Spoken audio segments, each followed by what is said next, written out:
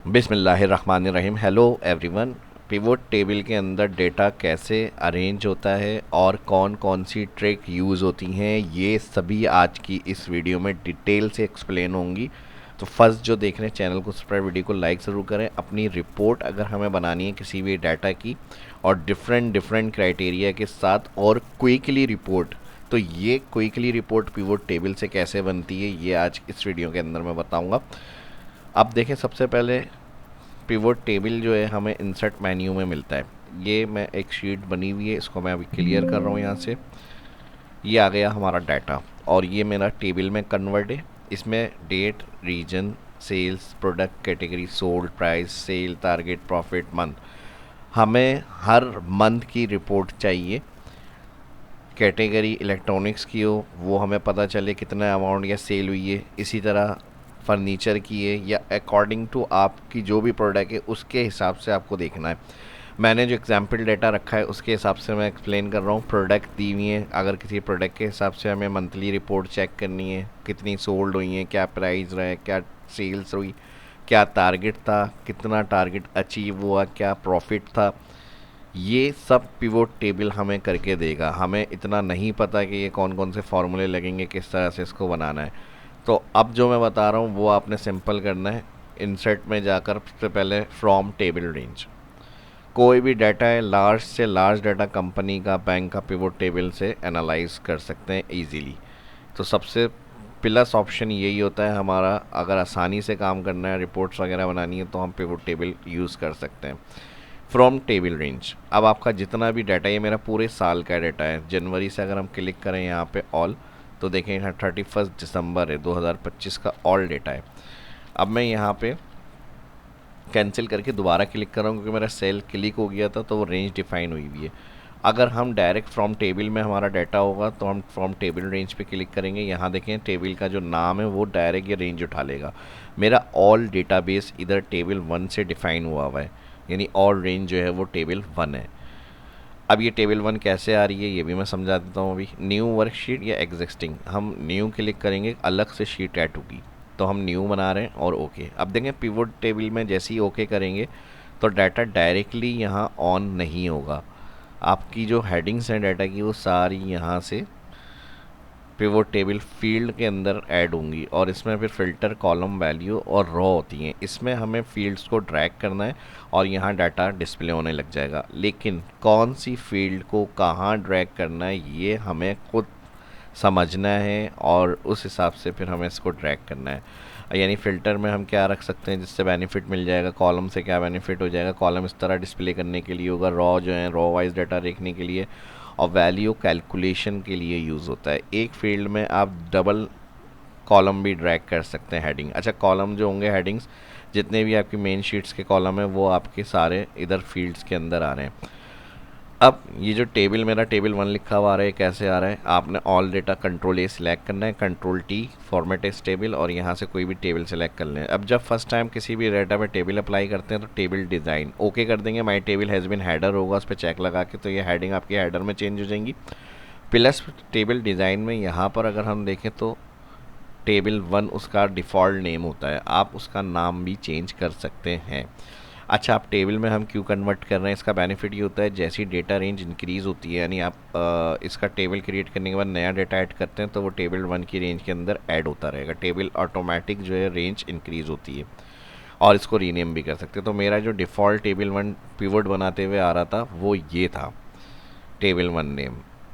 अगर इसी तरह टेबल 2 होगा, 3 होगा तो वो रेंज में आ जाएगा। अब नेक्स्ट हमें यहाँ पे क्या करना है, हमसे कहा गया है कि मंथ वाइज रिपोर्ट। अब आ जाते हैं पिवोट टेबल के कमांड की तरफ जो हमें आसानी से डाटा को परफॉर्म करके देती हैं। अब देखें मंथ अलग कैसे करेंगे। यहाँ तो हमारे पास 12 महीने, जनवरी की रिकॉर्ड है, फिर फरवरी की सेल है, फिर उसके बाद है हमारे पास मार्च की सेल्स है। अब मैंने स्टार्ट में किन किन चीज़ों का नाम लिया था कि हमें कैटेगरी के हिसाब से, प्रोडक्ट के हिसाब से, सेल पर्सन के हिसाब से, सोल्ड प्राइस, टारगेट, प्रॉफिट, ये सब चाहिए, या रीजन के हिसाब से। तो सबसे पहले तो हम क्या करेंगे, अगर हम मंथ को उठा के फ़िल्टर में ले आते हैं। अच्छा, यहाँ कॉलम 2 हैं, एक डेट है और एक मंथ।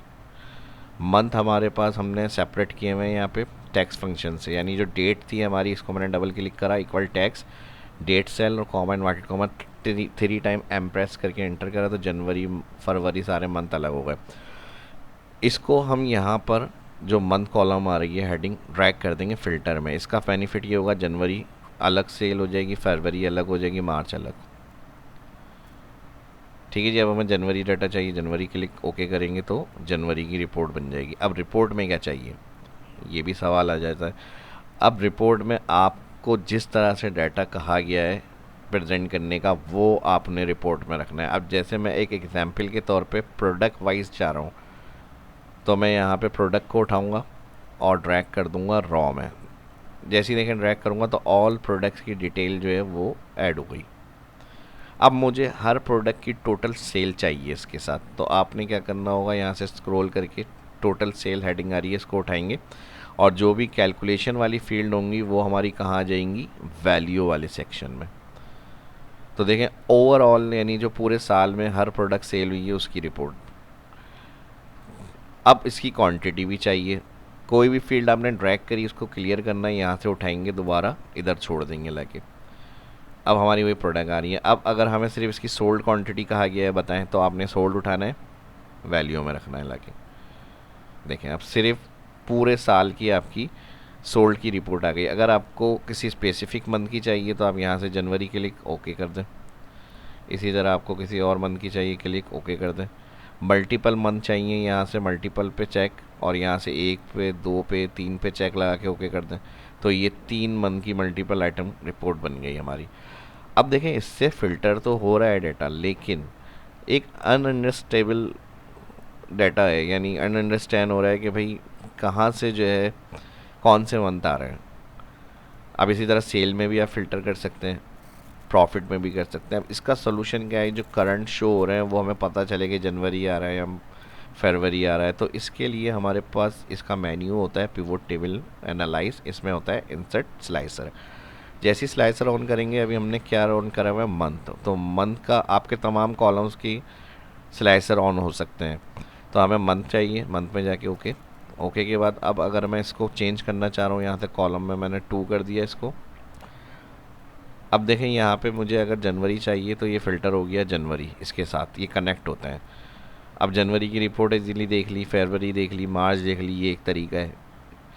मल्टीपल सेलेक्ट करेंगे तो आप कंट्रोल दबा लें, तो इसमें देखें मल्टीपल, और इसमें आपको डिफ़ाइन भी हो जाएगा जो कलर इस तरह आ रहे हैं कि ये क्लिक है और ये करंट इन मंथ की रिपोर्ट आ रही है सोल्ड की।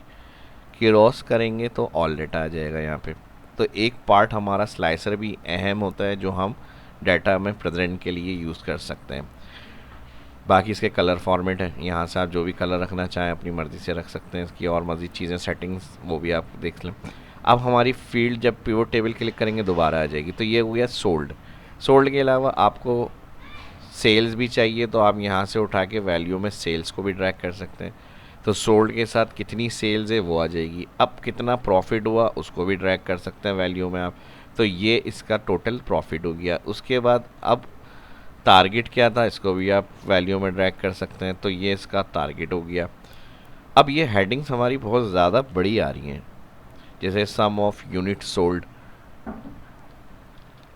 अब हेडिंग के हवाले से अगर हमें चेंज करना शॉर्ट, जैसे सम ऑफ टोटल से, sum of profit, sum of target, तो इसमें कॉमन हेडिंग्स नहीं होनी चाहिए। यानी कॉमन हेडिंग से मुराद जैसे टोटल सेल है, अगर आप हटाएंगे सम ऑफ और टोटल सेल रखेंगे तो ये एक्सेप्ट नहीं होगी। इसकी वजह ये है कि यहाँ पर टोटल सेल ऑलरेडी है, तो ये इस तरह की मैच हेडिंग बिल्कुल सेम वाली ये एक्सेप्ट नहीं होंगी। अगर आपको कस्टमाइज हेडिंग करनी है तो कोई ना कोई इसमें डिफरेंस रखना है। डिफरेंस किस तरह से आप देखें, जैसे मैं यहाँ से डबल क्लिक कर रहा हूँ इसको, या F2 कर लेते हैं और यहाँ से हम सम ऑफ को हटा रहे हैं। अब टोटल सेल यहाँ पर है तो ये डायरेक्ट टोटल सेल एक्सेप्ट ही नहीं करेगा, pivot table field already exist. तो आपने क्या करना है एक्सेप्ट के लिए, या तो सिर्फ इसको रखना है सेल्स, तो ये एक्सेप्ट हो जाएगी। देखें इस तरह कंट्रोल Z। तो अब अगर आपको टोटल रखनी है सेल्स तो आपने इसमें क्या करना है, फिर यहाँ से फील्ड के लिए आप एक्स्ट्रा स्पेस दे दें। देखिए अब टोटल सेल्स, तो ये तरीका भी डबल क्लिक। अब इसी तरह यूनिट सोल्ड ऑलरेडी है इसके अंदर, यूनिट सोल्ड क्रॉस करके देखते हैं यहाँ से, देखें यूनिट सोल्ड। तो अब या तो सोल्ड कर लें इसको या फिर स्पेस दे दें, डबल क्लिक, यहाँ से मैंने सम ऑफ हटा दिया और स्पेस। तो unit sold, total sale, sum of profit. अब प्रॉफिट कॉलम की अगर हम बात करें तो यहाँ पे सिंपल प्रॉफिट दिया हुआ है, तो हम इसको भी इसी तरह से मेंशन कर लेते हैं। यहाँ पे प्रॉफिट के लिए स्पेस बढ़ा देते हैं। देखिए इस तरह से ये एक्सेप्ट हो जाएंगी आपकी। और सम ऑफ टारगेट है, इस पर भी डबल क्लिक कर लें टारगेट के लिए, और यहाँ से मैं एक्स्ट्रा स्पेस दे दूँगा, तो ये ज़्यादा बेहतर है।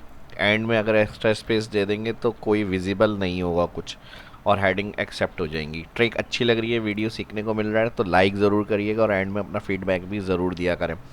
तो ये तो हो गई हमारी field, unit sold, total cell, profit, target. अब सेल्स का कितने % टारगेट अचीव हुआ है, तो ये कैसे होगा? अगर हम राइट क्लिक करते हैं, परसेंट की बात करें तो यहाँ पे show value as running total वगैरह ये इस तरह से आ जाएंगे हमारे पास, लेकिन हमें इसकी परसेंटेज टारगेट अचीवमेंट की चाहिए। तो इसके लिए हम एनालाइज में जाते हैं, पिवोट टेबल, और यहाँ पर पिवोट फील्ड आइटम में कैलकुलेटेड फील्ड के अंदर यहाँ से फील्ड नेम दे देंगे अचीवमेंट। ठीक है जी, अचीवमेंट, और यहाँ पे कौन क्या अचीवमेंट है, टारगेट। सेम कॉलम नेम रखना है आपको, ठीक है, टारगेट है तो टारगेट ही रखना है। टारगेट के बाद डिवाइड करेंगे टोटल सेल। अब टोटल सेल में स्पेस है तो आपने एपोस्ट्रॉफी करना है, एपोस्ट्रॉफी के बाद टोटल सेल लिखनी है, और फिर यहाँ पर आपने एपोस्ट्रॉफी लगानी है।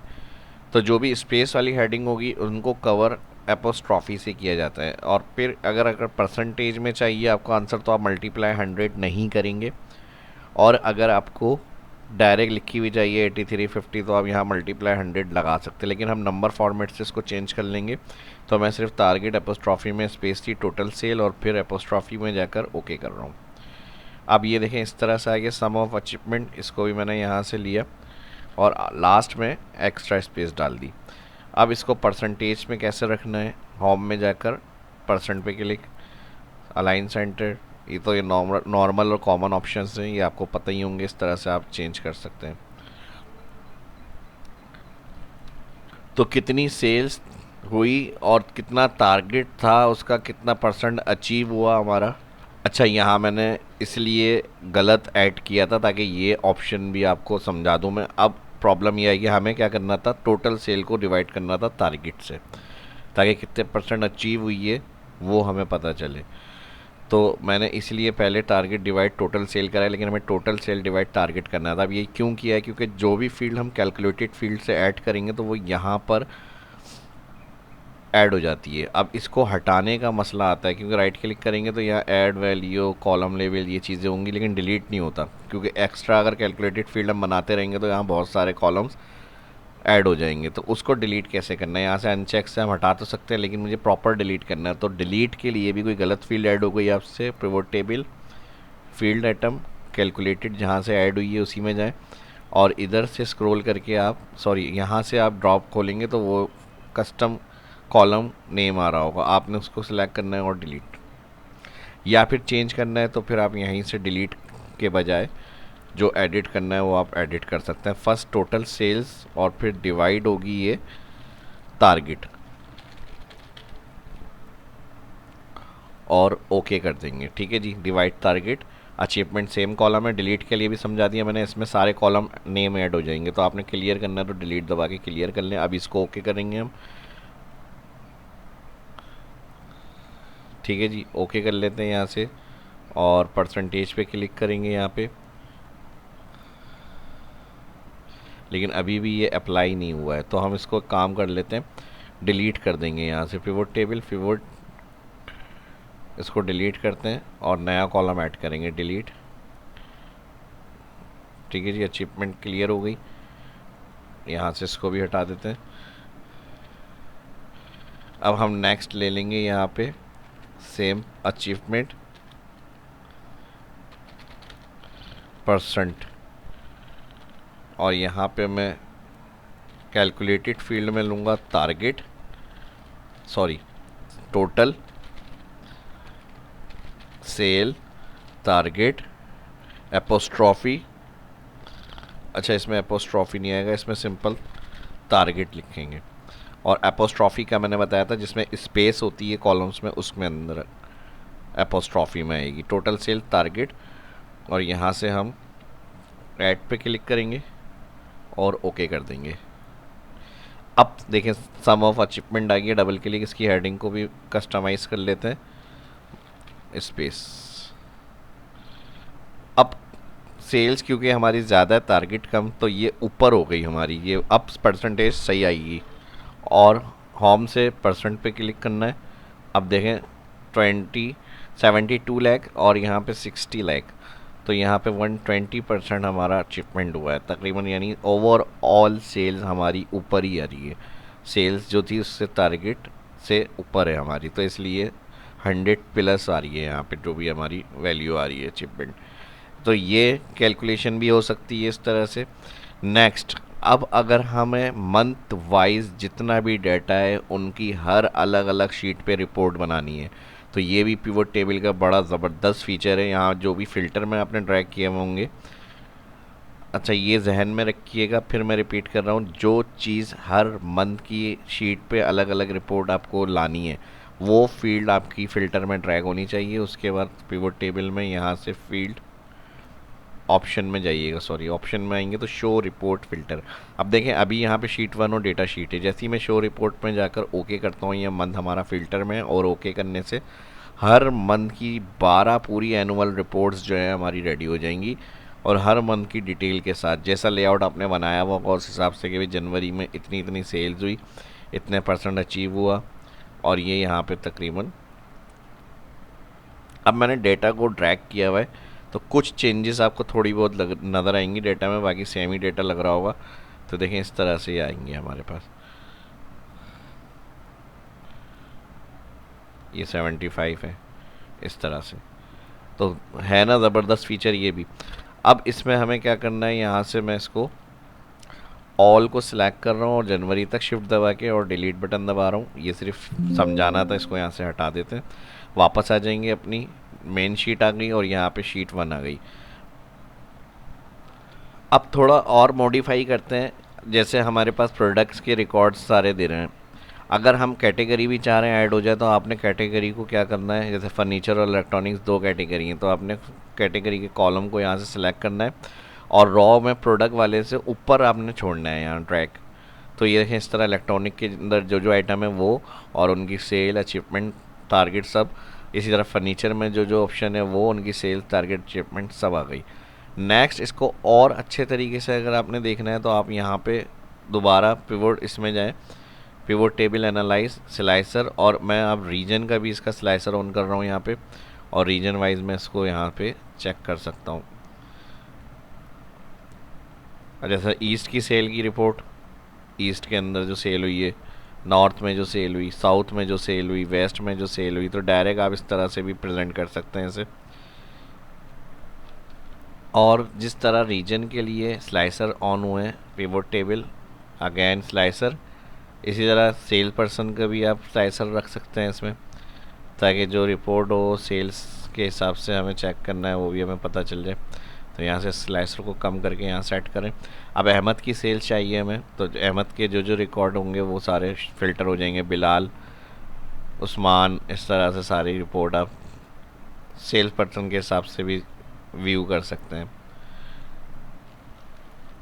और स्लाइसर के साथ पिवट टेबल में इंसर्ट टाइमलाइन ऑप्शन भी होता है, जो डेट या टाइम फंक्शन में अप्लाई होता है। अगर आपका ये कॉलम नहीं होंगे तो ये काम नहीं करेगा इंसर्ट टाइमलाइन।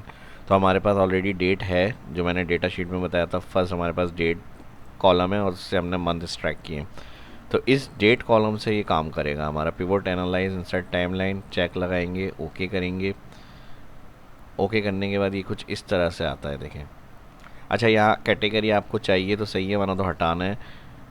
दोबारा पिवट टेबल एनालाइज, जो राइट साइड पे हमारी विंडो आ रही थी पिवट टेबल फील्ड, उसमें फील्ड लिस्ट में आएंगी, यहाँ से आप इसको कैटेगरी को हटा दें, तो ये हमारी ओवरऑल प्रोडक्ट के हिसाब से आ गई। अब मैं इसको क्या कर रहा हूँ यहाँ पे, अच्छा इसको कॉलम में डिवाइड कर लेते हैं ताकि रिपोर्ट अच्छी सी तैयार हो जाए यहाँ पे 4 कर देते हैं। 4 के साथ इसको हम कर लेंगे यहाँ तक इंक्रीज़, और यहाँ से मैं इसको रख रहा हूँ इधर। और यहाँ से हेडर के लिए हम स्लाइसर सेटिंग यहाँ से अनचेक कर देंगे, डिस्प्ले हेडर। तो ये हमारा हो जाएगा कुछ इस तरह से। अगर हेडर रखना है तो रो हाइट बढ़ा के आप हेडर शो करना है, दोबारा जाके चेक लगा के ओके कर लें, क्योंकि प्रॉब्लम ये आएगी कि इसमें जब हम फ़िल्टर करेंगे उसके लिए फिर VBA यूज़ करना पड़ेगा हमें। तो ये इस तरह से हम रख लेंगे क्रॉस, ठीक है जी। और यहाँ से इसको इस तरह से ले लेंगे।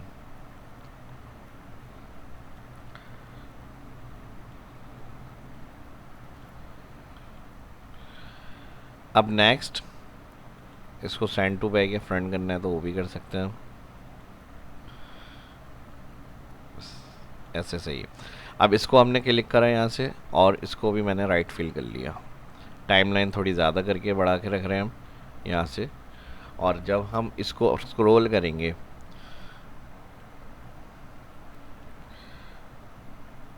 ठीक है जी, यहाँ पे देख लें स्क्रॉल का ऑप्शन दिया हुआ है।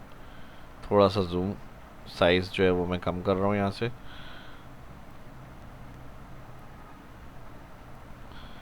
इस तरह से स्क्रॉल के लिए हम यहाँ से जाएंगे। अब देखें अभी ये 2026 का रिकॉर्ड है, तो अगर हमें इसे चेंज करना है हम यहाँ से स्क्रॉल करेंगे, 2025 की जुलाई की सेल्स ये आ जाएगी इस तरह से। और देखें इतना बड़ी टाइमलाइन की ज़रूरत नहीं है, अगर मंथ वाइज डिस्प्ले करना है तो वो कर सकते हैं, और ईयर क्वार्टर डेज वाइज भी आप चेंज कर सकते हैं। क्वार्टर वाइज में क्वार्टर वाइज रिपोर्ट आ जाएगी। जैसे अभी ये 2025 के क्वार्टर है। क्वार्टर क्या होते हैं, 3 मंथ के स्टार्ट के फर्स्ट क्वार्टर, फिर नेक्स्ट 3 मंथ के 2, फिर नेक्स्ट के 3, फिर नेक्स्ट 4। तो टोटल 3-3 महीने के जो 4 क्वार्टर साल के होते हैं वो इस तरह से आ जाएंगे। 2025 का क्वार्टर 2 में क्या रिपोर्ट है वो आप यहाँ से देख सकते हैं आराम से। 2025 के क्वार्टर 4 की क्या सेल रिपोर्ट है, 2026 का डाटा ही नहीं है इसके अंदर, तो यहाँ पे नहीं आ रहा है। क्रॉस करेंगे यहाँ पे ऑल डेटा आ जाएगा। तो यहाँ से आप मंथ वाइज ईयर वाइज भी देख सकते हैं। 2026 है, 2025 की सेल है, 2026 की नहीं है, तो यहाँ रिकॉर्ड में कुछ भी नहीं आ रहा हमारे पास। तो ये अब आपको अपने हिसाब से जैसे कस्टमाइज़ रखना है वो आप रख सकते हैं। मई की सेल चाहिए, जून की सेल चाहिए, सेम इसी तरह से जैसे हम यहाँ से करेंगे वही काम हम वहाँ से भी कर सकते हैं। अच्छा, टाइमलाइन क्योंकि जून सेलेक्ट है तो हम यहाँ से जब क्लिक कर रहे हैं एरर रिटर्न कर रहा है, तो एक वक्त में एक ही काम करेगा, या तो ये रख लें या फिर ये रख लें।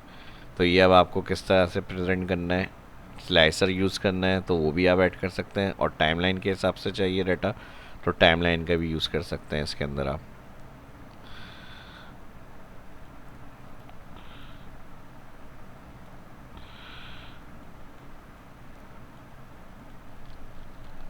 अब कुछ और बात करते हैं इसमें। अगर हमें टोटल वैल्यू नहीं आ रही, यानी रो का टोटल और इसका कॉलम का टोटल, तो राइट क्लिक में वैल्यू पिवोट टेबल ऑप्शन, और यहाँ पर होता है टूल्स एंड फिल्टर, इसमें शो ग्रैंड टोटल का चेक हटाएंगे तो ये ड्रैग करने से फील्ड के टोटल शो नहीं होंगे इस तरह से। अब आपकी मर्ज़ी, अगर नहीं आ रही तो इस तरह ऑन कर सकते हैं, और किसी के साथ अगर करना है ये कि उसका टोटल शो नहीं हो तो आप इसके चेक हटा सकते हैं। तो ये इसके अंदर ट्रिक दी हुई है।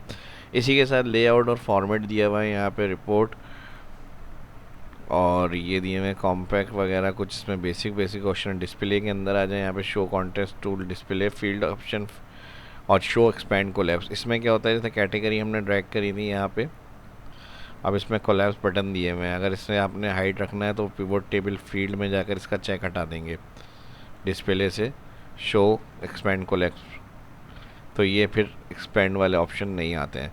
तो प्रोडक्ट्स कैटेगरी को मैं हटा रहा हूँ। ऑन करना है तो दोबारा उधर ही पिवोट टेबल फील्ड, डिस्प्ले और शो एक्सपैंड कोलैप्स पे चेक लगा देंगे। इसके अलावा हमारे पास इसी के अंदर टोटल शो करना है, इस पर दोबारा चेक लगा देंगे। लेआउट फॉर्मेट, ये प्रिंटिंग के ऑप्शन दिए हुए हैं, इसमें बटन वगैरह शो करने हैं नहीं करने ये देख लें। Tools and filter, allow multiple filter, show grand use, और इसके अंदर लेआउट, शो वैल्यू। इसी के साथ पिवोट टेबल ऑप्शन में ही डाटा के अंदर शो इनेबल डिटेल, ओके, आज चेक कर दिया मैंने। अब इसमें क्या होता है, अब जो भी हमें रिपोर्ट इसकी अगर बनानी है शो डिटेल ऑप्शन से, यानी जो हमने पिवट टेबल बनाया है, तो हम राइट क्लिक करते हैं, शो डिटेल ऑप्शन पे क्लिक, तो इसकी कोई रिपोर्ट अलग से नहीं ऐड होगी क्योंकि हमने डिसेबल किया हुआ है वैल्यू ऑप्शंस के अंदर। डाटा में इनेबल शो डिटेल करेंगे, ओके राइट क्लिक या डबल क्लिक करेंगे या शो डिटेल क्लिक, तो एक अलग से शीट ऐड हो जाएगी। देखें, detail achievement product table month जनवरी प्लस, तो डिटेल 1 शीट ऐड हो जाएगी। और अगर इसका कंट्रोल भी आपके पास है, आपने नहीं रखना, तो आप फिर राइट क्लिक जाकर मैंने बताया पिवट टेबल डाटा, और इसमें आप शो डिटेल का चेक हटा सकते हैं। तो ये सारे इस तरह के हेल्पफुल कुछ छोटे छोटे ऑप्शंस हैं जो मैंने ऑन और कंट्रोल का बताया, लेआउट के, डाटा के, प्रिंटिंग के हवाले से। ये सब आप right click pivot table option से चेंज सेटिंग कर सकते हैं। वापस ऑन करने हैं सारे ऑप्शन, जहाँ जहाँ चेक हटाए हैं आपने वो जाकर आपने चेक लगाना है। डिस्प्ले में show expand button, tools and filter में शो ग्रैंड टोटल, ड्रॉ वगैरह, ये सारी ओके करनी है हमें। प्रिंट और लेआउट के हवाले से हमने कुछ चेंजेस नहीं करी है, इसको ओके कर देंगे। देखिए सारे टोटल वगैरह और ये भी सब आ जाएंगे इसके अंदर। बाकी टाइमलाइन क्लिक करेंगे तो इसका मेन्यू अलग आएगा टाइमलाइन का। इसमें सारे फॉर्मेटिंग कलर वगैरह के ऑप्शंस दिए मैं आपको, जो आपको अपना अच्छा लगे फॉर्मेट वो आप सिलेक्ट कर सकते हैं। स्क्रॉल करेंगे यहाँ पे और भी लिस्ट आ जाएंगी सारी। और इसके अलावा स्लाइसर के लिए भी मैंने बताया था अलग अलग कलर आ रहे होंगे, आप वो कलर अपना जो रख रहे हैं वही सारी स्लाइसर में फाइनल कर सकते हैं। नॉर्मल फॉर्मेटिंग जैसे डेटा बार्स वगैरह कंडीशनल फॉर्मेटिंग से हम यूज़ करते हैं, कलर बेस, आर्कन बेस, तो वो आप पिवट टेबल में भी कर सकते हैं। यूनिट सोल्ड में सिर्फ एक में करना है, एक सिलेक्ट, हाईलाइट या डेटा बार्स डायरेक्ट यहाँ से अप्लाई कर लें। देखें इस तरह से आइकन बेस करेंगे तो आइकन में अप डाउन लेफ़्ट इस तरह से भी बना सकते हैं। तो देखा आपने, एक पिवट टेबल है जिससे ये सारे काम हमारे ऑप्शन कर रहे हैं। स्लाइसर से कंट्रोल हो रहा है, डेटा अरेंज हो रहा है, हर चीज़ क्लियर वाजे, और रिपोर्ट भी आ रही है। टाइमलाइन से डेटा कंट्रोल हो रहा है, formatting, pillars, bonus. Pivot table जब इतनी चीज़ें हो रही हैं तो चार्ट भी बना सकते हैं, जाहिर सी बात है। यहाँ से आप अपना कोई एक्टिव कॉलम, बार, एरिया, कोई सा भी चार्ट क्रिएट कर सकते हैं। कैटेगरी वाइज बनानी हो कैटेगरी वाइज बना सकते हैं कि भाई डिस्प्ले होता रहे, तो एक ग्राफ भी अच्छा सा आप प्रेजेंट कर सकते हैं यहाँ पे पिवट टेबल के अंदर। अब अगर टाइमलाइन को फॉर्मेट करना है तो इसका मेन्यू आ रहा है, हेडर हटाना है, हेडर को हटा सकते हैं, लेबल को हटा सकते हैं, ऑल पीरियड जहाँ लिखा हुआ है। इसके अलावा स्क्रॉल को हटाना है, स्क्रॉल को हटा दें, और यहाँ टाइमलाइन लेवल, ठीक है जी, इस पर चेक लगाएंगे तो ये इस तरह से आ जाएगी। या टाइमलाइन लेवल हटा दें, स्क्रॉल रख लें, तो ये इस तरह से आ जाएगा। और इसका फिर टाइमलाइन से कलर वगैरह जो रख रहे हैं वो आप अपना अच्छा सा थीम के हिसाब से फाइनल कर सकते हैं।